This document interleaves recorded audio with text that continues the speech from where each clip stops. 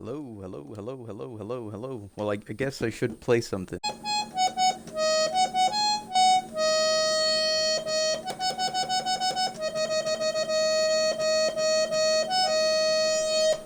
Okay, so today we're playing some Ark Survival Evolved. This is a charity stream, so if you get the chance, please check out the links in the description.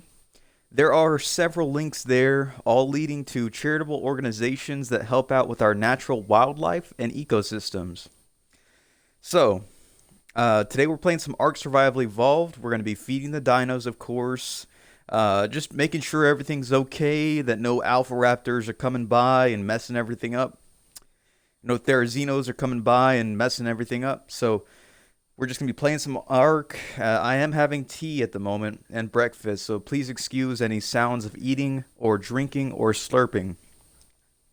Um, so, anyways, what we're going to talk about for the content matter of this stream, or what the theme we're going to try to stick to, is I noticed today there was an artist who was open to commissions.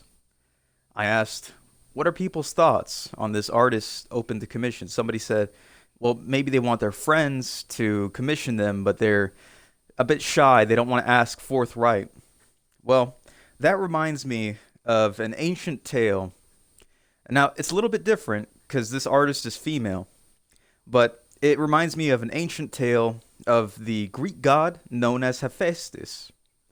Hephaestus, at least the way I understand it. Now, you got to keep in mind, um, I was never raised in Greece, and so I don't know much about Greek culture. I just had a small paperback book when I was young, and that's where I learned a lot about the Greek gods and their pantheon and things of that sort. So I have a translation. That book is not, it's not a person who can guide you through and instruct you on the ways of their ancient culture. It's just a paperback book. So think of me, if this was Fallout New Vegas, think of me as like a magazine surgeon. You know how the magazines give you a bit of a buff? And you got to keep in mind, I read this book maybe, I don't know, 25 years ago. So it's been a while. So, anyways, I'm going to tell you as best I can about the ancient god Hephaestus.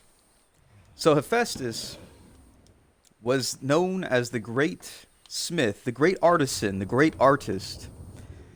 Um, and in this story, in this translation, which I had read, the way it goes is, now this is a story about Hephaestus, but it's not necessarily, it's to showcase Hephaestus. It's not really his story. This is more of the story of Aphrodite. So Aphrodite is the goddess of beauty and of, I believe, carnal desire and sex, sexual pleasure. Maybe, maybe not. The gods can be a bit confusing, which one is which. But Aphrodite is most certainly, from the translation, the way I understood it, the idol of beauty, especially female beauty. So, Hephaestus, his whole life, he grew up malformed, misshapen, and labeled ugly by many of the gods and people. Hephaestus was not the most attractive of the gods, despite being divine. So, I forget who his mother is, but to help to ease his struggles, his mother would give him work as a craftsman, as an artist. His job being to craft things so that he could win favor with the gods despite his wretched appearance. So, oh gosh. So Hephaestus, he goes on doing this. He makes bits and baubles, things to trade, crafts, artistic works, things of that sort. And it's funny because he is the craftsman, but at the same time, you do have other craftsmen, but let's stay on target. Let's stay on target. There's a lot of craftsmen. Like for example, I think Athena is into I want to say basketry and weaving. But anyways, we're gonna try to stick to Hephaestus right now. So Hephaestus makes artistic works, specifically jewelry.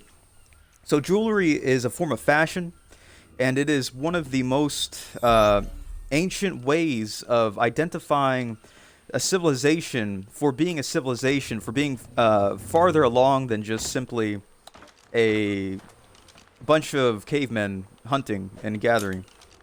So, when we look at history, when we look at ancient civilizations, we look for people who wear jewelry. See, the thing about jewelry is it is artistic, and since it is artistic, it serves no true function, and it is not a true tool.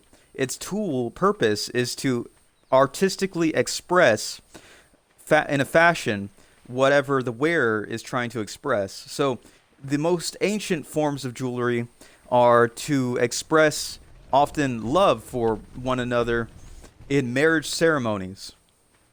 And these forms of jewelry go back to the ancient conehead people of Antarctica. So anyways, the god Hephaestus, he goes. Okay, it's the day of Aphrodite's christening or whatever. She is to be wed. She is now eligible for suitors. Aphrodite goes, "Hey, who's interested?" All the gods line up. All of them are interested. She's a hot piece. So each god goes forth to Aphrodite and Aphrodite's family and says, "Look, this is how great I am. This is what I can bring. Look at how beautiful I am. I'm stunning. I'm amazing. I'm for you. You're the goddess of beauty. Well, I appear to be perfect for you." And then eventually Hephaestus, when it comes his turn to say his spiel, he says, "You know, Aphrodite, I'm really not that handsome. I'm really not that beautiful. Physically, I'm not very, I'm malformed. I can't run fast. There's not much I can really do for you physically. I don't appear to be the most, the ghost with the most or whatever. I don't appear to be the greatest. But see, the thing is, you are beautiful, and I appreciate beautiful things. And if you are to wed me, I will make for you beautiful things to equal your beauty, for you to enjoy every day for the rest of eternity." And Aphrodite says, "Is that all?" And Hephaestus says, "No, you don't have to look at me.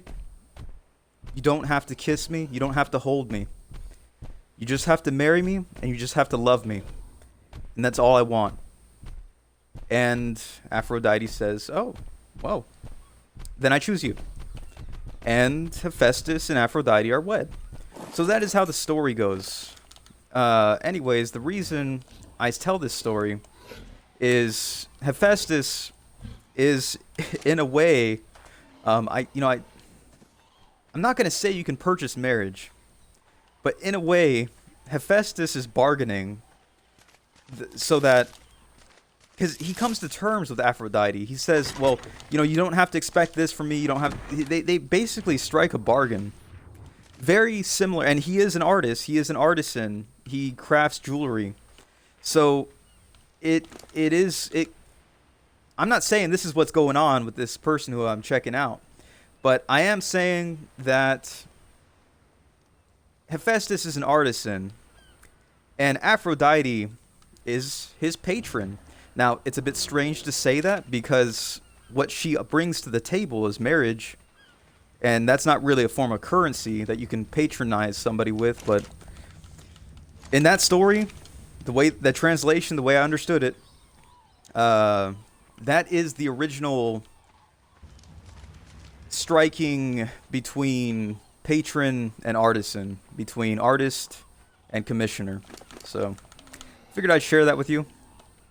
While I had the inspiration, while things were fresh.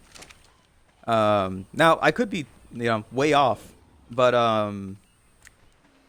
But yeah, in my brain, that's what connected what. So when I think of the great artisans and their patrons at the root of it in Western culture, I think of the god Hephaestus and the goddess Aphrodite, and the original bargain between commissioner and artisan, between patron and artist. Although that's very different than nowadays. Nowadays, patrons pay in money, and artisans pay in art, or jewelry, or whatever their craft is. So it's totally different. But back then, at least in that story, the way I understood it, that's how it went. See, the thing is, the patron, it's not always money what an artist wants. First of all, since an artist is not a hero of battle, their only path to glory is their workings. They can't bring to the table the heads of their enemies, but they can bring to the table great works and depictions which they have created. That is their form of conquest. So, the artist, of course, they're going to want to be able to make things that are impressive. But the artist is, if they're going to be patronized, they're going to want to be patronized in a way that suits them. So, for example, I heard tale. Now, this is just scuttlebutt. This is just rumor. But I heard tale of a great artist online who worked for a whiskey company. And their trade was to give art in return for whiskey. Now, this artist was not an enjoyer of whiskey. They were not an alcoholic. They simply collected whiskey because they knew that it was something that they could trade with. They had friends who enjoyed fine whiskey, and that's what this patron was able to provide: fine whiskey. So they would take the whiskey and trade with it. That was their form of currency. That's what they held of value that the patron could offer them. So every artist looking to be commissioned or patronized is looking for a patron which suits their needs, a patron which holds that which they see of value. And it can vary from artist to artist. In the original case, Hephaestus, what Hephaestus valued was Aphrodite's hand in marriage. What the whiskey artist valued was whiskey, not necessarily for the taste, but because of they saw value in it. So an artist, in order to commission or patronize an artist, you must hold what they see of value. And if you do, then there's a good chance that you could patronize or commission them. Anyways, that's going to be all for now. I'm going to go ahead and drink the rest of my tea and eat my breakfast. I hope you all enjoyed this stream. Just a reminder, this is a charity stream, so if you get the chance, please check out the links in the description. There's 2 charity organizations there, 2 links to two charity organizations, both of which help out with our local ecosystems and environment. And if you could check those out, just read about them. You don't got to donate. I understand cash is tight. You don't got to donate. Just check those links out. Read more about their mission. Read more about what they're all about. And that would do heaps of good.